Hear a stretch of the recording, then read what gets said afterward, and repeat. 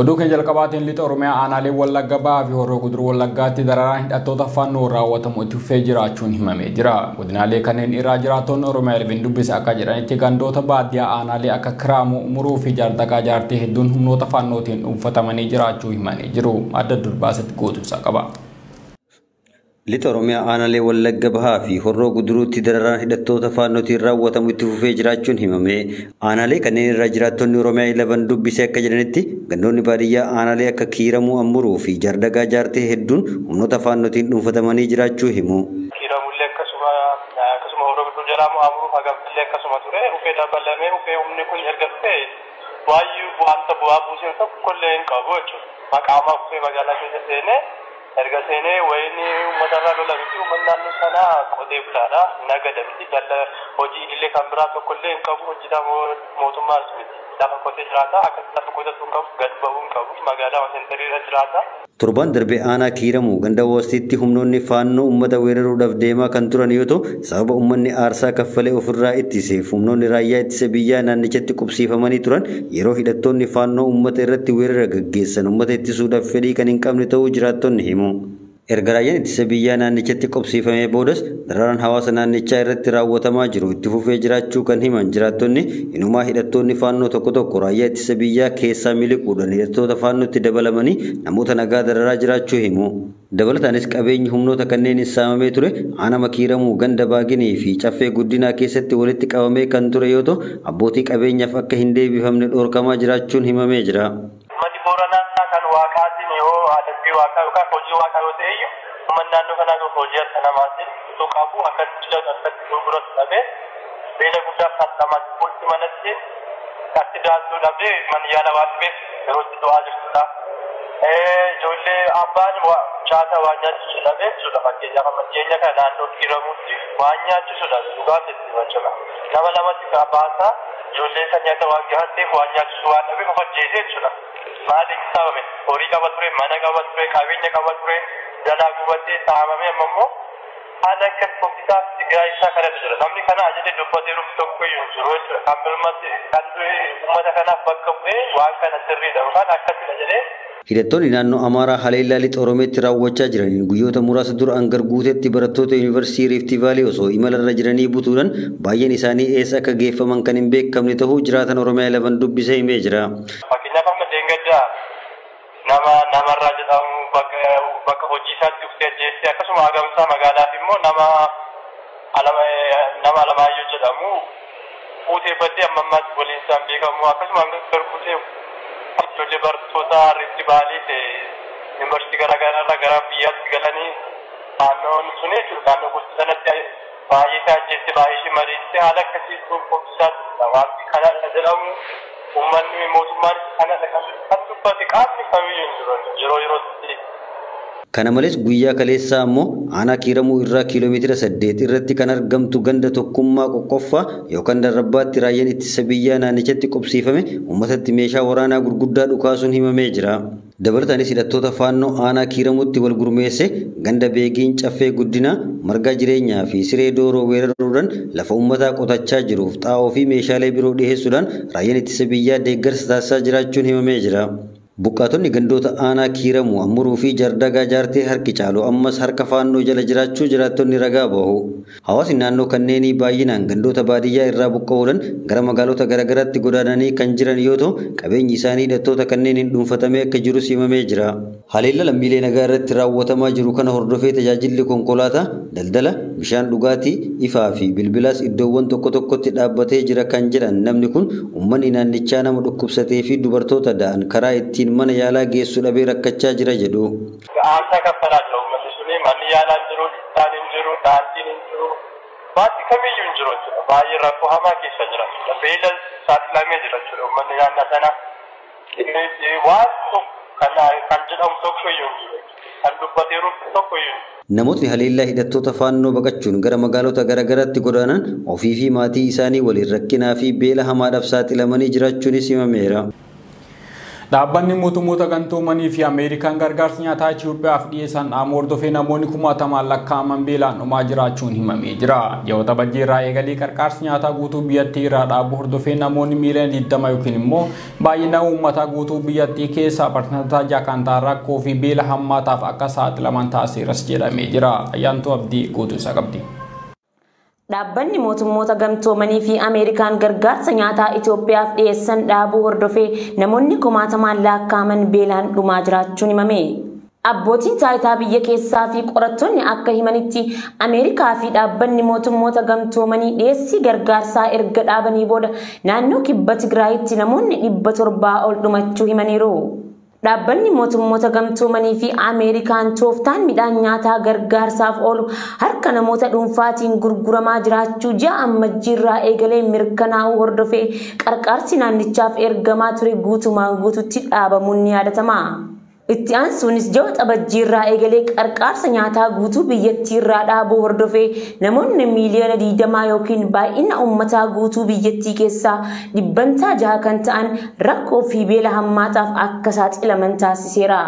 Komishiniin ittisa balaa naannoo Tigraay akka ibsetti dhiyeessiin nyaataa naannichaaf ergamaa ture ji'a bitootessaa irraa jalqabee dhaabachuu hordofee gandoota 7 naannichatti argaman keessaa 3tti lakkoofsi namoota sababa beelaatiin du'an 728 ga'uu ibseera.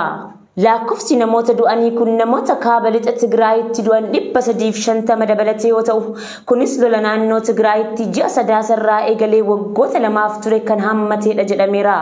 Gaggeessaan komishinii naannichaa obbo Gabrahiwat akka ibsanitti haalli yeroo ammaa naannicha keessa jiru ulfaataa ta'uu fi sababa hanqina nyaataatiin namoonni hedduun dhumaa jiraachuu ibsaniiru. Gama birootiin qorattoonni yuunivarsiitii magaalaa guddittii naannichaa Maqaleetti argamu ibsa baasaniin gargaarsi nyaataa naannichaaf ergamu erga dhaabatee booda magaalaa guddittii naannichaatti lakkoofsi namoota sababa beelaatiin du'anii 156 darbuu fi naannichatti kaampiiwwan wal fakkaatan 100 ol jiraachuu himaniiru. Irra caalaan namoota du'anii daa'imman manguddootaa fi namoota dhibee garagaraatiif saaxilaman akka ta'an kan ibse qorataan maqaan isaa akka hin ibsamne hime tokko sababni du'a namoota kanneenii guutumaan guututti beelaan kan wal qabatu ta'uu himeera. Walitti bu'iinsa bara 2022 addunyaa irratti mudatan keessaa waraanni Itoophiyaa lubbuu hedduu kan galaafate ta'uun himamee jira. Gabaas kun akka jedhutti waraana kaaba Itoophiyaa waggaa 2 tureen bara 2022 keessa qofa namoonni 100 caalan du'aniirus jedhamee jira. Ayyaantuu Abdii dabaltee isaa qabdi. Walitti bu'iinsa bara darbee guutuu addunyaatti mudate hunda keessaa waraanni kaaba Itoophiyaa kan namoonni hedduun itti dhuman ta'uu jaarmiyaan diinagdee fi nageenyaa idil addunyaa IEP jedhamu gabaasuun himame.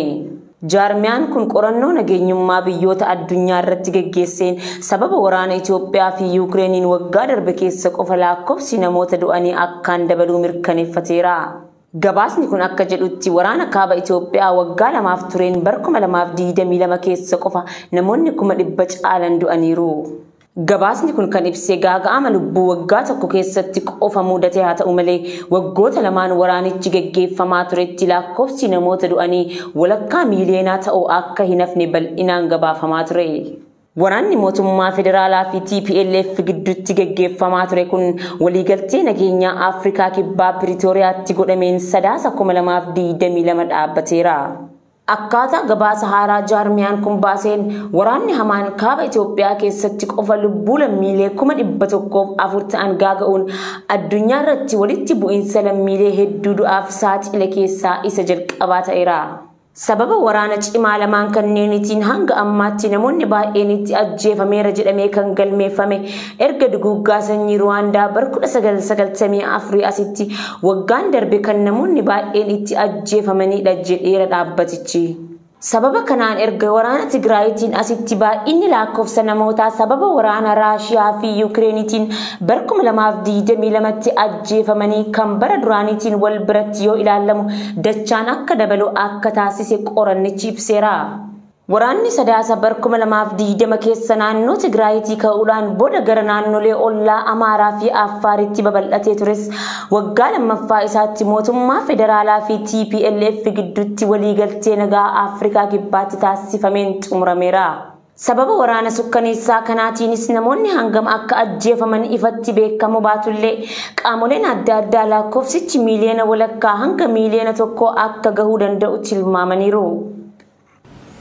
Dhaabbanni mootummoota gamtoomanii hokkoorri Suudaan namoota miiliyoona tokko ol biyyaa baasee jira jedhee walwaraansi Suudaan keessatti erga jalqabee as namoonni 3,000 ol ajjeefamuu fi namoonni gara miiliyoona 2.5 ta'an ammoo qe'ee isaanii irraa buqqa'uu ministeerri fayyaa biyyattii beeksisee jira. Gammachiis Magarsaa waan jedhu qaba.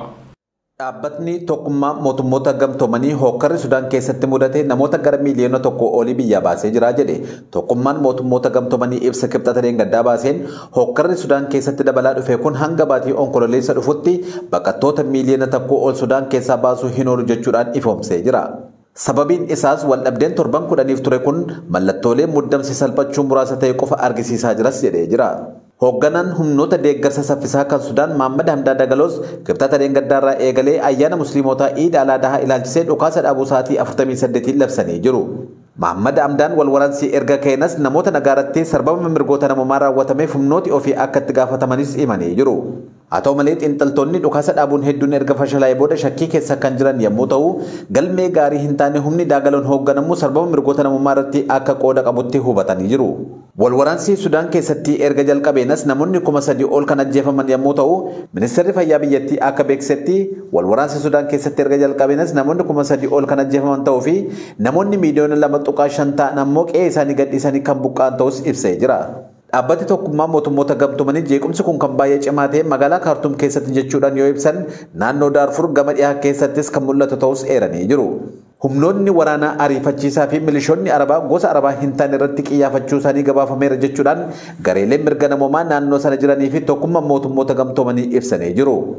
Waraana naannoo sanaa jalaa kanneen miliqanii ba'an irra caalaan isaanii gara Chaaditti baqachuu isaanii gabaasichi ibsee jira. Ministeerri haqaa Ameerikaa roobii darbe namoonni 78 kutaalee Ameerikaa 16 keessa jiraatan himanii yakkaa irratti banamuu beeksisee jira. Akka qaama tarkaanfii raawwachiisummaa kanaatti ministeerri haqa maallaqaa konkolaataa fi qabeenya doolaara miiliyoona lakkaa'amu seera malee to'ateera jechuudhaan himate. Abbaan alangaa waliigalaa Ameerikaa Gaarlaand ibsa kennaniin tarkaanfii seera kabachiisu kun hanna waliigalaa eegumsa fayyaa gurguddoo hanga ammaatti ministeera haqaatiin himataman keessaa tokko kan of keessaa qabudhas jedhan. Akkasumas biirichi yakkamtoota Ameerikaa gowwoomsuu fi sagantaalee kaffaltoota gibiraa irratti maallaqa hatuuf yaalii taasisan argatee seeratti ni dhiyeessas jedhamee jira. Himanni kun waxabajjii 12 hanga 28tti kan dhiyaate yoo ta'u dhimmoota wal duraa duubaan hana wal fakkaataa qaban kan biroos of keessatti hammateeras jedhame. Ministeerichi meeshaalee onlaayinii kan maanguddootaa fi qaama miidhamtoota Ameerikaa irratti xiyyeeffachuudhaan meeshaalee yaalaa fi ajaja yaalaa kan hin barbaachifne taasifamuu himatee jira.